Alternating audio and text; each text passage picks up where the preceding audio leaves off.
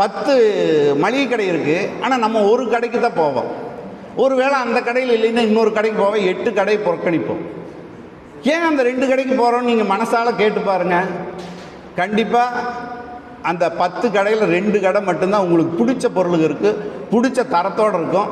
இன்னும் சொல்லப்போனால் அது தரத்தோடு இருக்கோ இல்லையோ, அந்த அண்ணாச்சி, அந்த கடை அண்ணாச்சி நம்மக்கிட்ட அன்பாக பரிவாக அக்கறையாக எடுத்து கொடுப்பார், ஒரு பொருளை கொடுப்பார். எல்லாத்துக்கும் மேலே இந்த சொல் இருக்குல்ல, நல்ல சொல் இருக்கு இல்லையா, அது எல்லாத்தையும் வசீகரிக்கும்.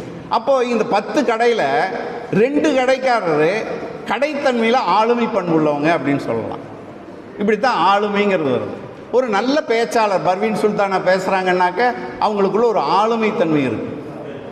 இத்தனை ஒரு பெரிய கூட்டத்தை கட்டி போடக்கூடிய திறன் ஒரு ஆளுமையாக இருக்குது. அந்த பேச்சிலேயே கவர்றது. சாலமன் பாப்பையா பட்டிமன்றம்